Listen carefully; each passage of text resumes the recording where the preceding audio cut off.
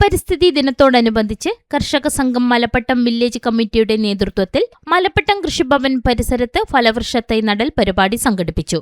കർഷക സംഘം area secretary M Anilkumar പരിപാടി ഉദ്ഘാടനം ചെയ്തു. Village secretary Aneesh Kumar C സ്വാഗതം ആശംസിച്ചു.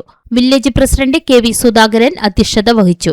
കർഷക സംഘം ജില്ലാ കമ്മിറ്റി അംഗവും ഏരിയ പ്രസിഡന്റുമായ മലപ്പട്ടം പ്രഭാകരൻ, ഏരിയ കമ്മിറ്റി അംഗം കെ വി സുരേന്ദ്രൻ എന്നിവർ ആശംസകൾ അർപ്പിച്ച് സംസാരിച്ചു. ഉദ്ഘാടന പ്രസംഗത്തിൽ എം അനിൽകുമാർ ലോക പരിസ്ഥിതി ദിനത്തിന്റെ പ്രാധാന്യം വിശദീകരിച്ചു.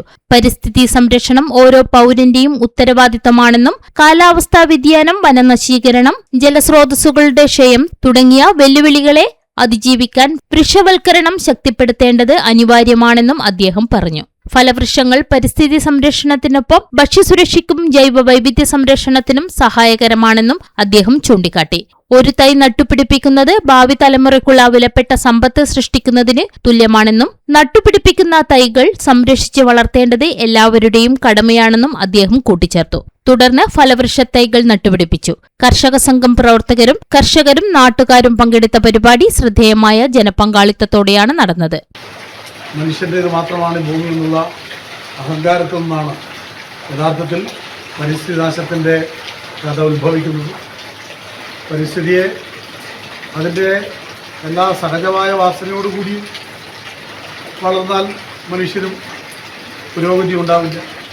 പുരോഗതി എന്ന് പറയുന്നത്, വളർച്ച എന്ന് പറയുന്നത് ഈ പ്രകൃതിയെ പരിക്കേൽപ്പിച്ചിട്ട് തന്നെയാണ് മുന്നോട്ട് പോയിട്ടുള്ളത്.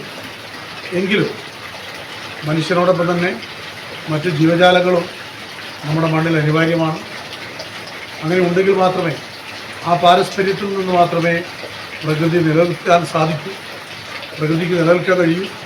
മനുഷ്യജീവികൾ മാത്രമല്ല, മനുഷ്യവംശത്തിന് മാത്രമല്ല, സർവ്വജീവജാലങ്ങൾക്കും ഇവിടെ ജീവിക്കാനും ഉള്ള അവകാശമാണ് യഥാർത്ഥത്തിലുള്ള ഉത്തരവാദിത്ത പാരിസ്ഥിതിക അവബോധം. യഥാർത്ഥത്തിൽ ഈ പരിസ്ഥിതി പ്രശ്നത്തിൻ്റെ ഘാതകരെന്ന് പറയുന്നത് നമ്മുടെ രാജ്യം പോലെയുള്ള മൂന്നാം ലോക രാജ്യങ്ങളൊന്നുമല്ല, സാമ്പത്തികമായി പിന്നോട്ടടിയിൽ നിൽക്കുന്ന രാജ്യങ്ങളെയല്ല. മുതലാളിത്ത ചൂഷണ വ്യവസ്ഥയാണ് യഥാർത്ഥത്തിൽ പരിസ്ഥിതിയെ നാശത്തിലേക്ക് ആക്കുന്നത്. അന്തരീക്ഷ താപനില 250 ppm ഇപ്പോൾ 300 ppmലേക്ക് കടന്നിരിക്കുക.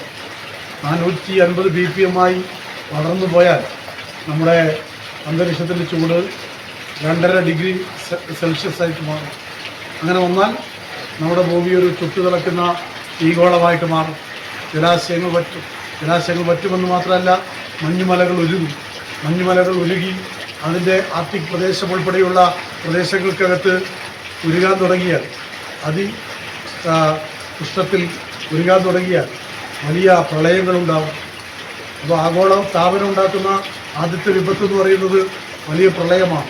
ആ പ്രളയത്തിൽ 35 വർഷത്തിനുള്ളിൽ, 35 എന്നൊക്കെ പറയാൻ തുടങ്ങിയിട്ട് കുറച്ച് കാലമായി, ഒരു 10-28 കൊല്ലത്തിനുള്ളിൽ തന്നെ നമ്മുടെ 350 കോടി മനുഷ്യർ താമസിക്കുന്ന ആവാസ വ്യവസ്ഥ വെള്ളത്തിനടിയിലാണ്.